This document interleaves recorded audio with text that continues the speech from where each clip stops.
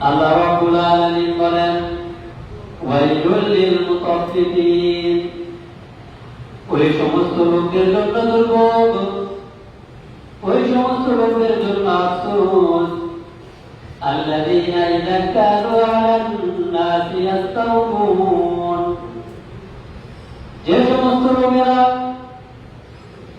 নিজেরা যখন মেপে দেয়, নিজেরা যখন অন্যের কাছ থেকে মেপে নেয়, তখন পুরোপুরি ভালোভাবে বুঝে মেপে নেয়। وَإِذَا كَالُوهُمْ أَوْ وَزَنُوهُمْ يُخْسِرُونَ, আর যখন তারা অন্যকে মেপে দেয়, অন্যের কাছে বিক্রি করে, তখন আরেকজনকে মেপে দেওয়ার সময় কম দেয়। মানুষ মনে করে আমি তার এই মাপের ভিতরে, জিনিসের ভিতরে কম দিতেছি, দুনিয়ার কেউ দেখে না। কিন্তু মুমিন মুসলমানের দরকার আল্লাহ রাব্বুল আলামিনের ভয় অন্তরের ভিতরে রাখা।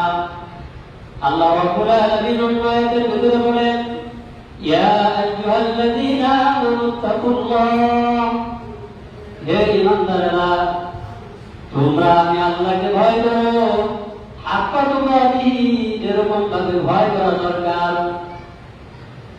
যখন মানুষের ভিতরে আল্লাহর ভয় থাকে না, তখন মানুষ সুযোগে কম দিতেও ভয় পায় না। আল্লাহ রাব্বুল আলামিন বলে, বান্দা, তুমি কি মনে করো তোমার এই 2 নাম্বারের ওজনে কম দেওয়ার হিসাব আমি আল্লাহ নিব না? তুমি কি এটা মনে করো? আল্লাহ রাব্বুল আলামিন পড়া আয়াতে বলেন, আলা ইয়াযুন্নু উলাইকা আন্নাহুম মাবউসুন, তারা কি চিন্তা করে না যে আমি আল্লাহ তাদেরকে আবার কিয়ামতের দিবসে পুনরুত্থান করব, পরকালে আবার তাদেরকে উঠাবো। ইয়াউমিন আযীম, মহা এক দিবসে। মানুষেরা কি এটা চিন্তা করে না যে দুনিয়ার জীবনই এটা শেষ নয়, বরং দুনিয়ার পর আরেকটা জীবন আছে। মানুষ যখন পরকালে যাবে, মানুষের প্রত্যেকটা হিসাব নিকাশ দেওয়া হবে। একবারে ছোট থেকে ছোট যত ধরনের গুনাহ হইতে পারে, নেকামল হইতে পারে, আল্লাহ রাব্বুল আলামিন সমস্ত গুনাহগুলোকে, সমস্ত নেকামলগুলোকে রেখে রাখবেন। সব কিছু লিখিতভাবে আছে।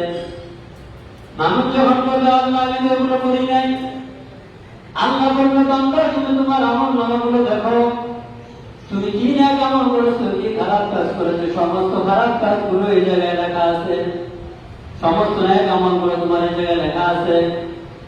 আল্লাহ বলে, মানুষরা কি চিন্তা করে না যে কিয়ামতের ময়দানে তাদেরকে উঠানো হবে? ইয়াউমা ইয়াকুমুন নাসু লিরাব্বিল আলামিন, আল্লাহ তাআলা আয়াতে বলেন, ইয়াউমা ইয়াকুমুন নাস, যে মানুষেরা সেই দিন আল্লাহর সামনে দাঁড়াবে। তো আল্লাহ তাআলা বলে দিতেছে যে দুনিয়া এটাই শেষ না, তুমি যে ওজনে কম দিলা, এই ওজনে দুনিয়ার কেউ দেখে নাই, কেউ বুঝে নাই, কিন্তু আমি আল্লাহ এটা দেখছি। তোমার কাছে ফেরেশতা আছে, ফেরেশতারা লিখে রাখছে, কোনোভাবেই তোমার কিঞ্চিত পরিমাণ, বিন্দু পরিমাণ দুর্নীতি পৃথিবীর কেউ না দেখো। কে দেখে? জোরে বলেন, কে দেখে? আল্লাহ দেখে। পৃথিবীর কেউ দেখার দরকার নেই।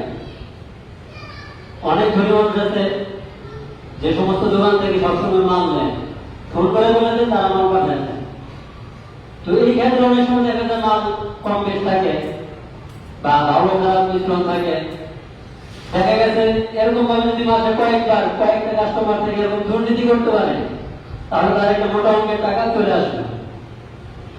মানুষ এতটুকু চিন্তা করে না যে পৃথিবীর কেউ না দেখুক, আমার এই কাজটা তো আল্লাহ দেখতেছে।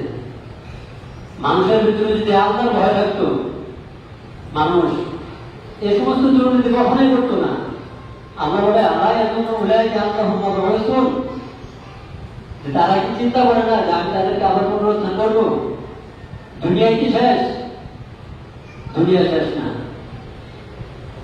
এই কারণে ভাই, পরকালকে সামনে রেখে যখন আমরা দুনিয়াতে চলবো, তখন আমাদের দুনিয়া সুন্দর হবে। যখন পরকালের কথা ভুলে যাব, তখন দুনিয়া সুন্দর হবে না। তখন আমাদের দুনিয়া, আমরা বলবো যে দুনিয়া তো কোনোভাবে মানুষেরটা যেভাবে হোক দুর্নীতি করে আত্মসাৎ করে আমরা টাকা পয়সা খাই, পরকালে একটা পরকালে হবে, পরকালে একটা পরকালে হবে, মানুষ এটা মনে করে। কিন্তু আসলে তো দুনিয়া শেষ না, এটা আমরা অনেকে জানলেও বিশ্বাস করলেও তারপর আমল করি না।